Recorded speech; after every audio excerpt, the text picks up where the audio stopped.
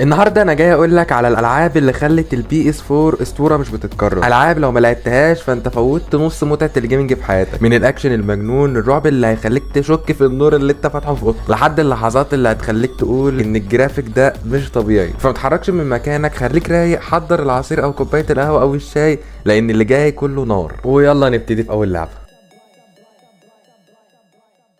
واول لعبه يا جماعه معانا في الفيديو ده وهي لعبه جود اوف وور. انا عايز اقول لك ان انت اول ما تشغل اللعبه دي هتحس انك داخل فيلم سينما مش لعبه. الصوت رهيب والجرافيك مجنون، وكريتوس ده يا جدعان الراجل ده مش بشر، صدقني الراجل ده كائن تاني مش بشر. بعد ما كان بيكسر جماجم في اليونان، الراجل ده قرر يهاجر شويه ناحيه الشمال كده في عالم الفايكنج، بس بدل ما يروق على نفسه كده ويهدى كده، لا، اكتشف ان عنده ابن. والله العظيم زي ما بقول لك كده، كريتوس بقى اب. يعني لو كنا متوقعين ان الراجل ده هيهدى فاحنا كنا غلطانين جدا. اللعبه بقى بتمشي بشكل سينمائي رهيب، مفيش كاتسينز مفصوله، مفيش تحميلات غريبه، كله لقطه واحده حرفيا، كانك بتتفرج على فيلم بيتصور بلقطه واحده من غير ما الكاميرا تفصل، وده بيخليك عايش الحدث لحظه بلحظه. وعايز اقول لك بقى ساعتها لما بتمسك الفاس بتاع كريتوس وتبدا ترميه ويرجع لك، تحس كده ان روح الانتقام رجعت لك كده. يعني بصراحه اي لعبه تانية بعد كده هتحسها خفيفه، تحس انك مش ماسك فاس، تحس ان انت ماسك حصان. لكن الحلاوه في اللعبه مش بس في الاكشن، القصه نفسها تحفه. العلاقه بين كريتوس وابنه فيها حرفيا لحظات عظمه. وطبعا ما نقدرش ننسى الوحوش اللي بتقابلها، من اول التنانين العملاقه لحد الحاجات اللي هو الراجل النفساني اللي بيظهر لك ده، اللي هو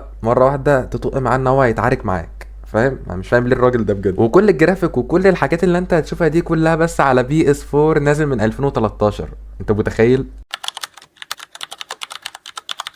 ولو جينا على تاني لعبة عندنا النهاردة وهي لعبة The Last of Us Part 2. اللعبة دي يا جماعة مش مجرد جيم، دي مشاعر مكبوسة في 60 جيجا. اللعبة فيها دراما واكشن بشكل يا جماعة كبير جدا، وقررت تخليك تشك في نفسك. بس خد بالك اللعبة دي تقيلة مش لأي حد. يعني لو انت جاي تلعب عشان تفصل، لا، اللعبة دي هتفصلك من الحياة كلها. بص يا صاحبي، لو انت كنت فاكر ان الجزء الاولاني كان مؤلم، فاستنى لما الجزء التاني يجي ويدوس على مشاعرك بجد. القصة بتركز على إيلي اللي كبرت وبقت مش البنت اللطيفة اللي كانت بتضحك على النكت، دي بقت واحدة مش سايبة ولا طار وراها. بس لما تشوف اللي بيحصل معاها هتعذرها، وهتفهم انها مش ماشية بدافع الغضب بس، هي ماشية بدافع الوجع والانتقام والندم اللي بيخليك تنام وانت دماغك بتلف حرفيا. والجميل هنا ان اللعبة مش بتقولك مين الصح ومين الغلط، كل حاجة رمادية، كل شخصية عندها سبب، حتى العدو ليه وجهة نظر. يعني في لحظة تبقى متعاطف مع إيلي، وفي لحظة تانية تقول اللي هي ايه اللي هي بتعمله ده. اما من ناحية الجرافيك، ده مش جرافيك، ده فيلم واقعي متصور ببلاي ستيشن. تفاصيل الوشوش والعرق والدموع، كل حركه فيها احساس حقيقي. اللعبه دي خلت اجهزه البي اس 4 حرفيا بتعيط معاها من كتر التحميل. وساعه القتال مفيش هزار، كل ضربه بتحس بيها، كل رصاصه لها وزن، وصوت الانفاس لما بتستخبى كده ورا الحيطه هتخليك تقول كده انا اللي بتخنق ولا ايه اللي بتتخنق. طبعا لازم اقول لك الموسيقى في اللعبه دي حاجه من عالم تاني، كل نغمه فيها كانها بتكمل الجرح اللي في اللعبه. يعني اللعبه دي مش بس بتخليك تلعب، دي بتخليك تحس وتفكر وتندم انك حسيت اصلا.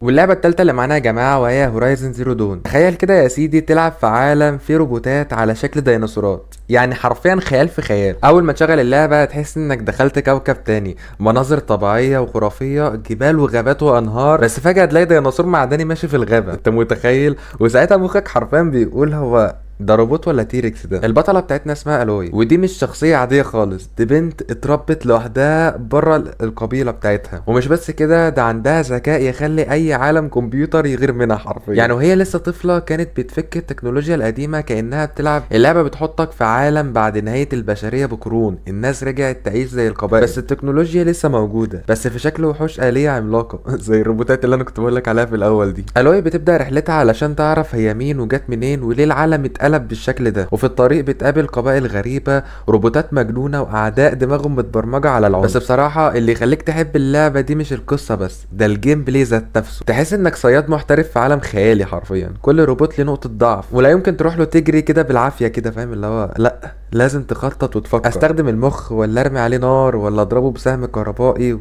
ولا اجري اصلا، فاهم؟ والافضل بقى وهو الجرافيك. يعني ايه يا جماعة الجمال ده؟ الشمس والغروب والغابات، كل حاجة متقنة بشكل يخليك تقف وسط المعركة وتقول يعني يخرب بيت الجمال. هورايزن زيرو دون هي واحدة من التحف الفنية على بي اس 4، لعبة جمعت بين الاكشن والقصة والجمال والفكرة، وخلتك تعيش تجربة خرافية مش هتنساها ابدا.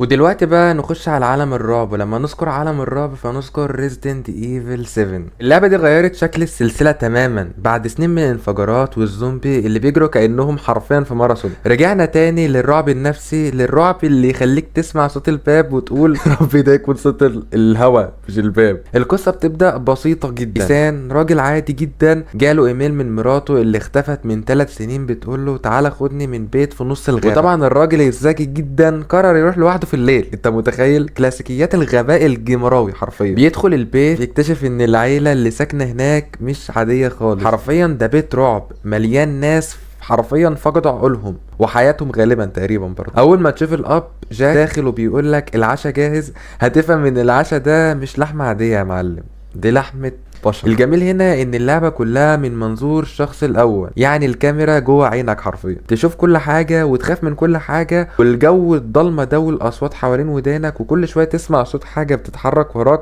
فتلف وتندم انك لفيت. الرعب هنا مش زومبي كتير، ده رعب جواني، صوت اضاءة، احساس انك محبوس، تحس ان اللعبة بتلعب على اعصابك مش على مهاراتك. لكن لما تبدأ تجمع الاسلحة وتفهم القصة تحس انك مش مجرد ضحية، انت بقيت الصياد. وجمال اللعبة ان فيها كل حاجة بحساب، توفير الذخيرة والغاز، ولما تخلصها تحس انك عديت من تجربة مش بس لعبة، ده كأنك كنت في فيلم رعب فعلا وطلعت منه عايش بالعافية. وبعد كده كل ما تسمع صوت باب حرفيا بيزيق هتفتكر جاك بيكر ده وتقول لأ مش عايزه تاني. بس كده، ده كان فيديو النهارده، ان شاء الله يكون عجبك. وبصراحه انا تعبت جامد في المونتاج، فلايكك واشتراكك بقى عشان ان شاء الله الفيديوهات الجديده كلها توصل لك.